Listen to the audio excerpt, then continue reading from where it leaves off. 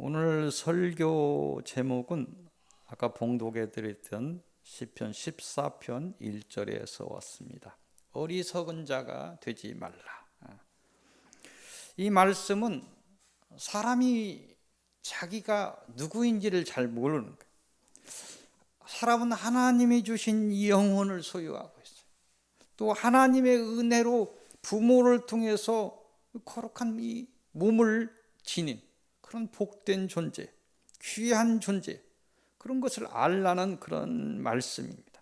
그러하니까 다시 말해서 사단의 미혹에 속아서 이 땅에서 저주의 삶을 살고 결국에는 영원한 사망에 이르지 말라는 그런 사랑이 담긴 하나님의 경고의 말씀입니다. 어리석은 사람이 되지 말라는 하나님의 각별한 경고의 말씀입니다. 오늘 설교에 들어가기 전에 서두에 먼저 묵상해 보려는 것은 이 땅에서 어리석은 사람들이 하는 일이 무엇일까? 우리 세상 사람을 어리석다고 하는데 그 세상 사람들은 하나님이 보시기에 어리석은 사람들은 무엇을 하고 있는가? 이런 거에 대해서 생각해 보렵니다. 이 땅에서 어리석은 사람이 하는 일의 첫 번째는 하나님을 찾지 않는 거예요. 귀하게 여기질 않아. 찾지 않는 것입니다. 사람은 다른 창조물보다 더 큰 사랑을 받고 태어난 존재들입니다. 하나님의 정의를 따라 창조되었습니다. 하나님의 형상을 따라서 창조되었다 이야기합니다. 특별히 하나님이 주신 영혼을 받아서 태어난 존재. 동물들이 영혼이 있는 거 아니에요. 사람만이 가지고 있는 특별한 어떤 은혜가 있습니다. 그런 이유로 사람이 하나님을 찾아야 하면 당연한 거예요. 내 근원을 쫓아가보면 하나님이 있어. 하나님을 찾아야 되는 건 당연합니다. 그런데 하나님을 찾지 않는다. 그 원인이 있습니다. 원죄의 문제가 있습니다. 원죄의 문제와 이로 인한 죄가 악순환이 되면서 찾지 않는 거예요. 또 사단의 회방도 한 몫을 하고 있습니다. 하지만 사람이 이런 이유로 원죄는 나하고 상관이 없잖아요. 내가 직접적인 상관이 없잖아요. 내가 아담의 후손으로라는 것 때문에 이 죄가 있고 그 가문에 막 죄들이 쌓여서 내가 하나님을 잘 모르고 죄악 중에 살고 이런 걸 왜 나한테 찾으십니까? 그렇게 이야기할 수도 있어요. 근데 사람이 이를 이유로 심판에서 벗어날 수 없어요. 심판에서 자유롭지 못합니다.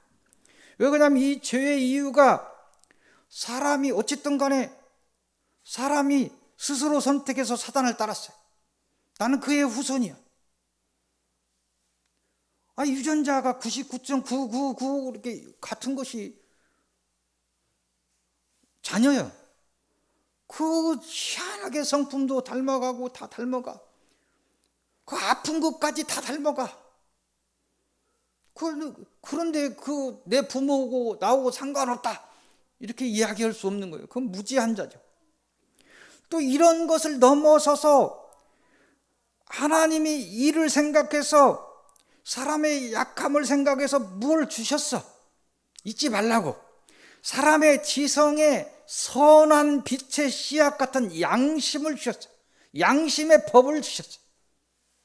그런 것을 주셨기 때문에 하나님을 찾지 못함에 대해서 자기가 이유를 달 수 없다는 거예요. 그래서 죄를 기억하시고 심판하시겠다는 거예요. 지성이 바로 있는 사람 같으면 세상 만물을 보면서 일반적인 어떤 계시해 놓은 열어놓은 하나님의 어떤 것을 보면서 하나님을 찾아야 돼요. 특별히 예수 그리스도께 하나님께 직접 내려오시면서 특별한 계시를 하셨어요. 또 성경을 주셨어요. 이런 특별한 계시를 주셨음에도 불구하고 하나님을 찾지 못하니까 그 양심의 법을 주셨어요. 찾아야 되는 거예요. 근데 찾지 못함에 대해서 하나님은 심판하시겠다는 것입니다. 이 땅에서 어리석은 사람이 하는 일의 두 번째는 하나님의 진리를 찾지 않는 것입니다. 하나님을 찾지 않는 사람이 당연히 하나님의 진리를 찾지 않는 것은 당연한 것입니다. 이 죄의 악순환에서 벗어나는 것은 어쨌든 간에 당연히 하나님을 찾는 것에서 시작해야 돼. 하나님을 찾아야 돼. 하나님을 여러분들이 찾았다면 하나님의 말씀을 공부하는 것이 중요합니다. 하나님 말씀을 놓치지 않아야 돼요. 방목사 어느 날 몇십 년을 하나님을 안다고 했는데 하나님 말씀을 모르더라고. 잘 몰라. 새해 첫날 되면 내가 성경을 한번 읽어보리라 하고 창세기 몇 장 읽다가 지쳐서 그만두고, 또 다음에 되면 이제 한번 써보리라 하고 막 써보는데 두어 장 쓰다 그만두고, 평생을 살았는데 성경 한 권을 다 읽지 못하는 거예요. 그게 나더라고. 그래서 어느 날 그 은혜를 구하는데 무릎 꿇게 하셨어요. 무릎을 탁 꿇고 앉아서 성경 공부하는 프로그램이 있더라고. 어떤 다 우리가 얘기하는 것처럼 역사 속에서 어떤 선지자가 나타나고, 어떤 선지자가 어떤 역사 속에서 나타나고 어떤 말씀을 하시고, 이게 연결해서 보니까 재밌더라고. 신약에도 그러잖아요. 사도행전이 있으면 사도가 이렇게 바울이 가고 사도들이 가는 속에서 그 속에서 어떤 편지를 누구에게 보냈고, 이 대목에서 보냈구나, 이렇게 이 편지를 보냈구나, 이 내용을 또 쳐다보고, 연결해서 역사를 이렇게 연결해서 우리가 스토리텔링 이렇게 얘기하는데, 연결해서 성경을 보니까 이렇게 열리더라고. 그래서 한 달 두 달을 무릎 꿇고 앉아서 성경을 본 일이 있어요. 공부를 해야 돼. 하나님에 대해서 알려면 공부하지 않고 하나님을 알 수 없습니다. 그럼 미신이 돼 버리는 거예요. 정확한 하나님의 말씀을 알아야 돼. 그래서 하나님을 찾았다면 하나님의 말씀을 공부하는 것이 중요합니다. 하나님의 말씀을 공부하면서 또 중요한 것이 뭐냐면 하나님의 은혜를 구해야 돼. 왜냐하면 이건 성령의 은혜로 쓰여진 말씀들이기 때문에 이 진리가 그냥 쉽게 열리지 않습니다. 하나님의 은혜를 구해야 돼.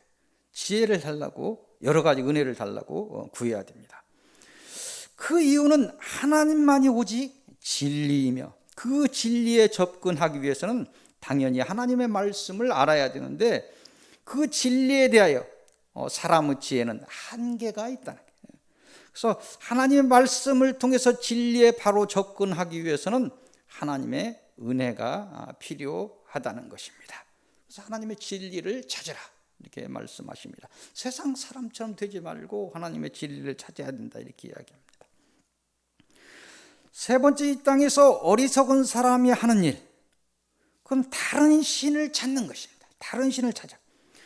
사람의 대부분 하나님을 찾지 않아서 하나님을 인격적으로 만나지 못하여 하나님의 진리를 찾지 못하고 인생을 마치게 됩니다. 많은 사람들이 대부분 그래요. 근데 어떤 사람들은 내가 뭔가 부족하다, 또 그렇다면 아프다, 두려움이 있다, 이런 것들을 이기기 위해서 하나님이 없는 어떤 종교, 어떤 무속, 이런 샤머니즘적인 이런 것들을 찾아서 신을 찾는 사람들이 있다는 것입니다.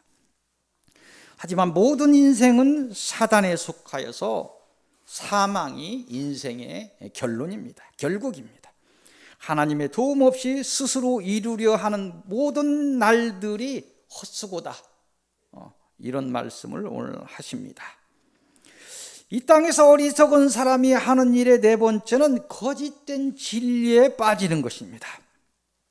하나님이 없이 다른 신을 찾는 것에 열심인 자, 세상 사람 중에서 또 가만히 자기 의지나 발동하고 있으면 지옥에 가든 어디든가 이 땅에서 거짓된 진리에 빠지잖아요. 거짓된 거에 빠지지 않는데 뭔가를 알지도 못하면서 찾으려고 하는 속에서 거짓된 진리에 빠집니다. 또 하나님의 사람이라고 하는 사람들 중에서 하나님의 뜻과 상관없이 자기 열심으로 세상의 것을 찾으려고, 자기 열심으로 뭘 하려고 하는 사람이 있어.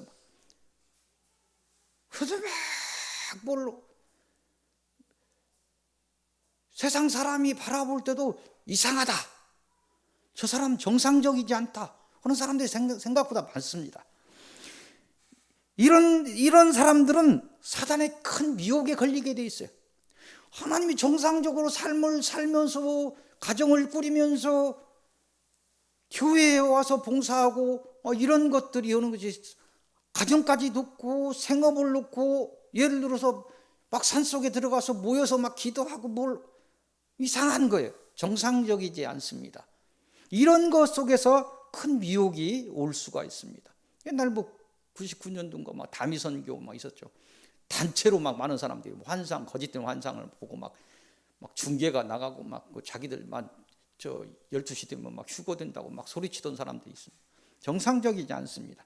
거짓된 미혹에 빠질 수 있다는 거예요.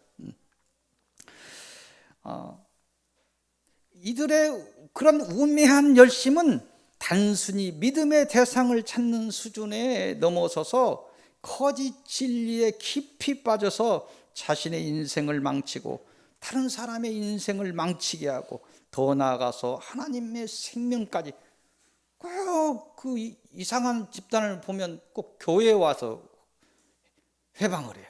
다른 데 가서 전해야 되는데 교회 여기 와서 여기서도 신천지에 계속 뭔가 우편이 날라와요.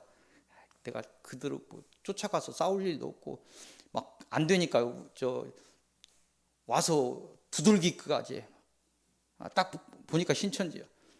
막 말씀 좀 같이 해보자고. 내가 그들하고 같이 이 얘기 나눌 시간도 없어.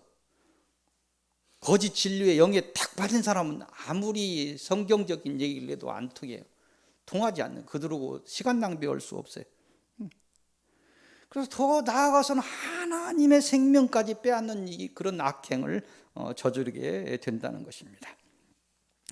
이 땅에서 어리석은 사람이 하는 일의 다섯 번째는 다른 신을 만든, 거짓 진리에 빠진 걸 넘어서서 다른 신을 만들게 됩니다. 이 거짓 진리에 빠진 사람의 일부는 더욱 우매함으로 치달아서 삼라만상을 찾아서 믿음을 세우는 것도 모자라. 그 삼라만상에 다 믿음을 두고 막 별스런 곳에 막 우리가 저 제주도 가서 코 만지는 것도 믿음입니다. 장난처럼 오는 것 같은데 그 믿음이에요. 동전 하나 던져놓는 것이 그 뭐 장난 아니 그 단순하지 않아요. 여러분들 그런 우매함에 빠지면 안 됩니다. 그래서 삼라만상을 찾아서 믿음을 세우는 그런 것을 넘어서서 이제 그것까지 부족한지 깎는다고. 깎아서 우상을 만들어 세워서 믿음을 세웁니다. 여러분들 많이 봤을 거예요. 여러분들 솥대 하나 세우는 거 그거 단순하지 않아요. 그 소망을 담는 거예요. 함부로 그런 거 사오면 안 돼요. 별거 아닌 것 같아도 그런 것도 또 하나의 거기에 내가 믿음을 세웠다면 우상이 되는 것입니다. 그래서 깎아서 스스로 깎은 우상을 세워서 신을 만드는 단계에 이른다는 거예요. 또 어떤 고상하다고 하는 부류들은 어떤 변질된 사상과 철학을 통해서 헛된 우상을 세워서 보이지 않는 것이지만 헛된 우상을 세워서 사람을 미혹하는 그런 사단의 종의 역할을 감당하기도 합니다. 모두가 하나님의 진노를 벗어나지 못할 것입니다.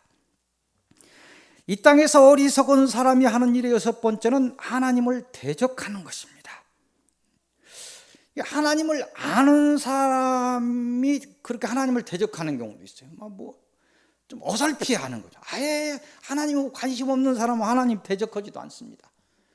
그런데 그냥 새치혀로 막 하나님의 사람이라고 막 인상을 박박 쓰면서 막 같이 앉기도 막 거부하고 막 무슨 일만 넣으면 그냥 박박 그냥 우기면서 막 대적하는 사람들이 있습니다. 하나님으로부터 은혜를 받은 자가 거짓된 진리에 빠지면 더욱 큰 악행을 행하게 됩니다. 이들은 십자가 아래에서 무지하거나 또는 고의로 십자가에서 이런 일들이 많이 일어난다는 거예요. 하나님을 대적하는 일인데 무지하거나 또 고의로 하나님의 종의 모습으로 서서 거짓된 진리를 통해서 수많은 생명을 빼앗는 무지로 인해서 소경이 되거나 또 거짓 선지자들이 되기도 합니다. 하나님으로부터 크게 은혜를 받은 자가 배신해서 사단이 대적자가 된 것처럼 이날에도 대적의 일은 사단이 행하는 일이기 때문에 크게 다르지 않은 모습으로 일어남을 여러분들은 아셔야 됩니다. 하나님을 믿었다고는 사람들이 이상한 큰 굵직굵직한 이런 하나님을 대적하는 이단들이 하나님이라는 이름에서 나온 사람들이 많습니다. 여러분들은 지혜로서 이를 구분해야 할 것입니다. 이 땅에서 어리석은 사람이 하는 일의 마지막은 스스로 하나님이 되려 하는 것입니다. 에이, 무슨 하나님을 스스로 되려 한다고요? 사단의 크게 쓰임을 받는 자의 일부는 종교를 만들고 교주가 되고 신화 같은 소설을 만들어서 스스로 신의 영역에 오르려 합니다. 교주가 되고 사람의 주장을 받으면 이상해집니다. 그래서 성경을 가졌다고 하는데 성경을 왜곡해. 통일교는 성경을 왜 원리강론이라는 책을 또 만들어. 신천지도 마찬가지죠. 교묘하게 나중에 가서 이만희가 예수의 자리에 앉아있는 거예요. 그리고 신화 같은 걸 만들어서 그런 소설 같은 소리, 도대체 이해도 안 되는 그런 것들에 빠져서 사람들을 미혹한다는 거예요. 신의 영역에 오르려. 또 사단은 또 고상한 척하는 사람들에게 미신은 아니겠지만 모든 인간의 마음에 하나님처럼 높아질 수 있다. 인문학이 그렇죠. 그렇게 속삭입니다. 그래서 모두가 하나님이 될 수 있는 것처럼 생각을 집어넣어서 지극히 인간 중심의 생각들이 세상을 지배하게 합니다. 그리고 지금 그런 인간적인 생각들이 세상을 지배하고 있어요. 굉장히 인문학이 열풍입니다. 인간이 대단하다. 멋있어 보입니다. 영원히 하나님을 알지 못하게 하고 사망에 이르게 하고 있습니다. 우리의 지식과 지혜는, 사람의 지식과 지혜는 유한에 머물며 무한하지 않다는 거예요. 아주 유한한 것이며 썩을 것이며 하룻밤 사이에도 변하는. 아니, 내가 뭘 주장했는데 조금 이따 1시간 후에 이 사람이 다른 걸 주장해서 그것이 호응을 온다면 내 생각과 사상과 지식은 하루아침에 아무것도 아닌 것이 되는 거예요. 그게 인간의 지혜와 지식입니다. 아주 저급한 것입니다. 이런 이유로 하나님의 은혜를 입어서 지혜를 입지 않는다면 하나님을 알지 못하고 하나님의 진리를 이해하지 못하여서 하나님의 진정한 복에 이르지 못한다는 것입니다. 하나님의 은혜를 입어야 하나님을 믿을 수 있고 알 수 있어요. 하나님의 은혜를 입지 않으면 도대체 이해가 되지 않습니다. 자기의 수준을 알지 못하고 하나님을 담으려고 해. 하나님의 지식을 담으려고 해. 얼마나 우매합니까? 내가 대단합니까? 박 목사 보니까 아니요, 아무것도 아니에요. 내가 알고 있는 것이 아무것도 아니야. 세상에 이런 저급한 존재가 없어. 그걸 알아야 돼. 알 때 하나님의 은혜가 내려오고 하나님을 알 수 있는 지혜가 내려오고 하나님을 품을 수 있는 마음이 내려오고 하나님의 은혜가 내려와야 하나님을 믿을 수 있는 것입니다. 겸손히 자신을 낮추고 하나님의 은혜를 구하시기를 빕니다. 모두가 하나님의 은혜를 입어서 이 땅에서 하나님의 빛을 드러내시고 영원한 영광에 이르시기를 빕니다. 오늘 주시는 서론의 말씀은 시편 15편입니다. 1절에서 5절까지 말씀입니다. 이곳을 통해서 주시는 말씀은 성산에 서라, 거룩한 산에 서라, 상징적인 의미죠. 하나님의 나라에 서라는 것입니다. 이곳의 내용을 보면 하나님의 성산에 서기 위한 조건에 대해서 질문하고 있어요. 그 질문에 대해서 하나님이 주시는 답, 이걸로 이루어져 있습니다. 내용을 보면. 그런데 그 중에서 하나님이 주신 답 중에서 중요한 것이 눈에 띄었어. 중요한 대목은 2절과 3절의 말씀이에요. 2절을 보니까 자신을 향한 공의의 적용, 공의가 자신에 대해서 잘 적용이 되지 않는다는 거예요. 타인에 대해서는 막 적용하는데 그러다 보니까 타인을 향해서 자꾸 비판이 가요. 그래서 3절에 타인을 위한 판단의 금지, 타인을 위해서 판단하지 마라. 하나님, 주님이 오셔서 비판하지 말고 판단하지 말라고, 정죄하지 말라고. 나중에 비판하고 판단하다 정죄까지 들어가요. 사람이 죄 있다 해버리는 거예요. 아니 네 죄를 보라, 그렇게 하나님 말씀하시잖아요. 2절 3절을 봅니다. 정직하게 행하여 공의를 실천하며 그의 마음에 진실을 말하며 그의 혀로 남을 허물하지 아니하고 그의 이웃에게 악을 행하지 아니하며 그의 이웃을 비방하지 아니하며. 우리는 보통 타인을 향해서 공의를 강조해. 뭐 이렇게 해라 저렇게 해라 하는데 스스로 공의를 놓치기 쉽다는 거예요. 자신은 의롭지 않으면서 타인의 공의를 주장하는 거예요. 희한한 거예요. 잘 안 돼. 그래서 항상 박 목사가 손가락을 나를 바라보라고 하는데 그래야 돼요. 타인을 향한 정죄와 판단은 강한데 자신을 향한 평가의 자는 느슨해. 자신을 먼저 평가해야 되는데, 그래서 성경에 자신 안에 들보를 지닌 자가 타인의 티는 같은 죄를 나무란다. 대부분 그래. 자기 죄를 먼저 보면 아니 지혜로서 무엇을 판단할 수 있지. 저 사람이 나를 해하는 사람인지 아니하는 사람인지 하나님의 사람인지 아닌지 이건 지혜로서 알 수 있는데 그대로 조용히 데려와서 예를 들어서 뭐를 얘기할 수 있지. 공동체에서 조용히 와서 예를 들어서 당신 이런 부분이 있는데 하나님 앞에 다시 이렇게 서야 될 부분이 있는 것 같은데, 예를 들어서 한다고 하더라도 그렇게 해야 되죠.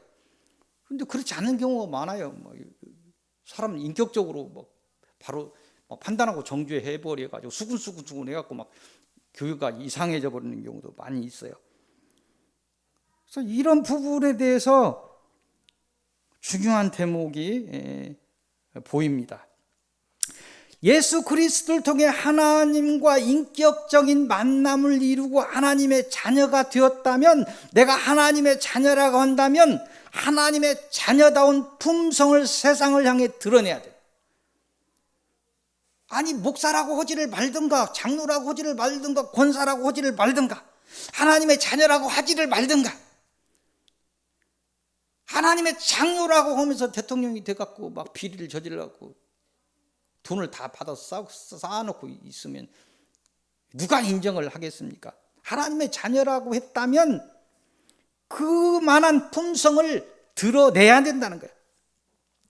보편적인 언어로 다시 말씀드리면 세상에서 인정하는 신앙인은 도덕적이고 윤리적이어야 된다는 거예요.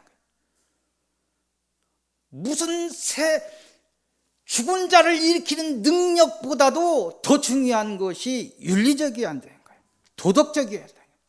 도덕적이지 않고 윤리적이지 않고 무슨 큰 능력을 일으키는 거 하나님 것 아닐 수 있다는 거예요. 하나님은 그렇지 않다는 거예요. 인격의 하나님이라는 거예요. 더 깊은 얘기는 제가 말씀드릴 수 없는데 그런 일들이 영적인 현장에 많이 일어나요. 사람을 웃음거리로 만들고 능력을 일으키고 하나님 일 아닙니다. 뭘 기도하면서 사람이 픽픽 쓰러져 갖고 뭔 괴거품을 물고 일어나. 그 사람이 교회를 다닐 수 있겠습니까? 창피해서 못 다니죠. 아니 교회 사모님을 귀신 들렸다고 예를 들어서 때려서 넘어뜨리고 그래서 그 사람이 서로 뭘 이렇게 했다고 하는데 그 사모님이 거기서 무슨 권위가 쓰겠습니까? 하나님 일 아닙니다. 하나님 일 그렇게 하지 않아요. 인격적인 하나님이에요.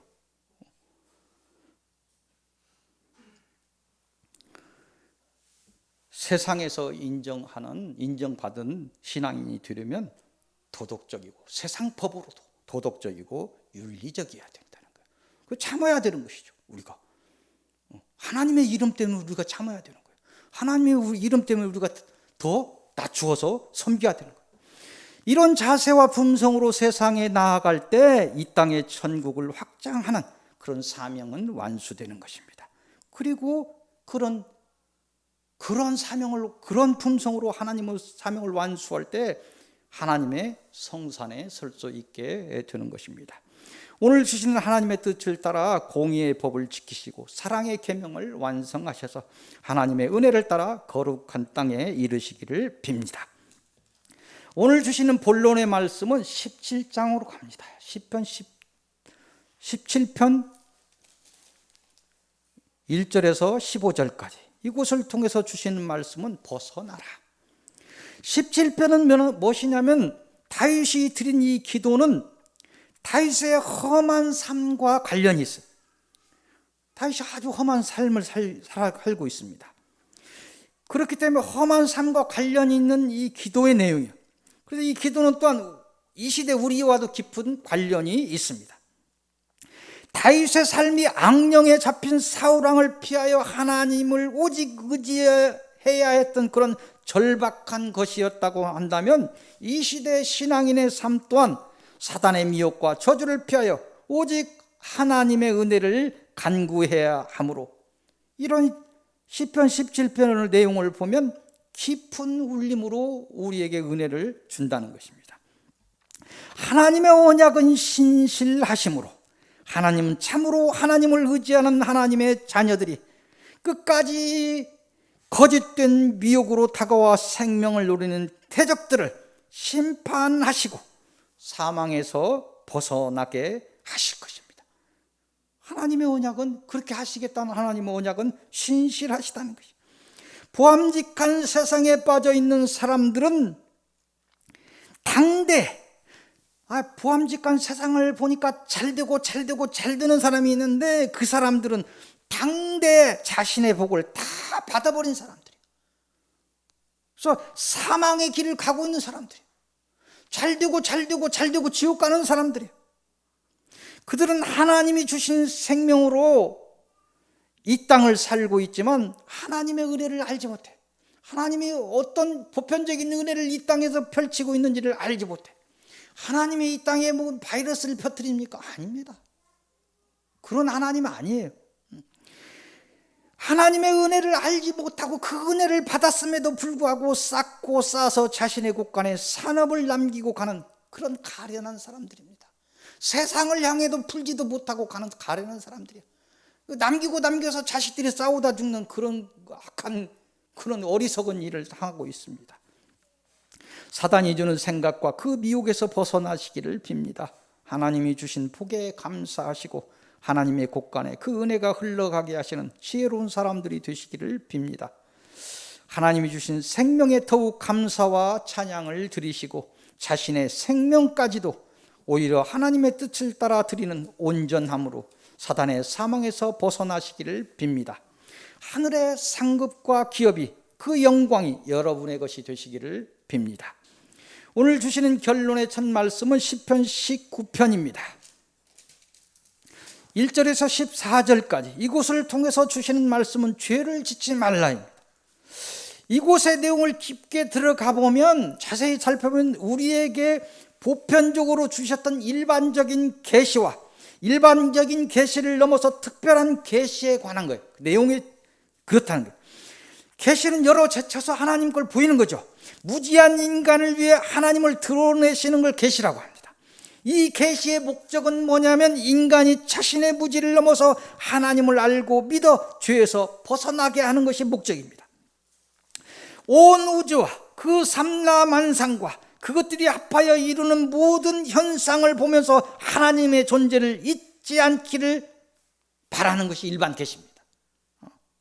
또한 모든 성경과 그 말씀을 통한 모든 언약과 예수 그리스도를 통한 계시와 시대의 신앙의 역사를 통해서 이루어지는 것이 특별한 계시입니다. 그걸 통해서 하나님의 사랑과 경륜을 잊지 말라고 주시는 것입니다. 시편 19편을 보면 그런 일반적인 계시와 특별한 계시가 합쳐서 드러나고 있습니다. 그리하여 모든 삶을 통해서 오직 하나님을 의지하시고 주의 길에 들어가시지 않기를 빕니다. 오늘 주시는 결론의 두 번째 말씀은 시편 14편을 다시 돌아갑니다. 14편 1절에서 7절까지 말씀입니다. 이것을 통해서 주시는 결론의 말씀은 어리석은 자가 되지 말라. 거룩한 성산에 서는 자는 사단의 종에서 벗어나는 자요 더욱 하나님만을 의지하여 죄에서 벗어나 영원한 사망에서 벗어나는 자라고 말씀하십니다. 오늘 이 본문을 통해서 하나님의 성산에 서지 못한 어리석은 자의 예를 들면서 경고하고 있는데 오늘 하나님이 경고하시는 어리석은 자는 자신의 무지를 드러내며 하나님이 없다고 주장하는 자라고 하십니다. 하나님을 볼 수 없음을 알지 못하고 하나님의 목전에서 악을 행하는 자라고 말씀하십니다. 이게 세상에서 어리석은 자라 말씀하십니다. 오늘도 하나님은 심판을 미루시며 누가 있어 지혜가 있어 나를 찾는가 굽어 살피신다고 본론에서 말씀하십니다. 자신의 힘과 자신의 지혜를 믿고 영원한 사망을 향해 달리는 어리석은 자가 되지 않기를 빕니다. 자신이 이룬 것을 곳간에 가득 채우고도 다시 세상을 향해 다름질치는 그런 불쌍한 인생이 되지 않기를 빕니다. 하나님의 생명을 지키는 귀한 지혜를 가지시기를 빕니다. 하나님이 주신 그 귀한 생명을 지키는, 그러기 위해서 하나님께 지혜를 구하고 능력을 구하고 권세를 구해서 가지시기를 빕니다. 하나님이 주신 감사를 통해서 더욱 하나님의 은혜를 받는 성숙한 신앙인들이 되시기를 빕니다. 하나님을 향한 사랑으로 구원의 문을 여시고 형제를 위한 사랑으로 이 땅의 기업의 문을 여시기를 빕니다. 이 복이 여러분의 복이 되시기를 기도드립니다. 기도하겠습니다. 구원의 하나님, 세상 어리석은 사람들처럼 살지 않게 하시고 하나님을 알게 하시고 하나님의 은혜 아래 살게 하심을 감사드립니다. 하나님이 주신 소망을 품고 하나님이 인도하시는 길을 따라 가오나 저희의 지혜는 약하고 저희의 믿음은 없으며 사단의 미혹은 또한 너무 강해서 흔들리다 넘어지는 인생이 저희의 날들이 오니 오늘날 저희를 긍휼히 다스려 주옵소서. 저희의 소망대로 사단의 종됨에서 온전히 벗어나게 하옵소서. 사단의 사망에서 온전히 벗어나 구원에 이르게 하옵소서. 오늘 저희에게 지혜와 권세와 권능을 주셔서 저희의 소망이 실상을 이루게 하옵소서. 하나님의 나라의 성산에 서는 그런 복된 사람들이 되게 하옵소서. 주 예수 그리스도 이름으로 기도하옵나이다. 아멘.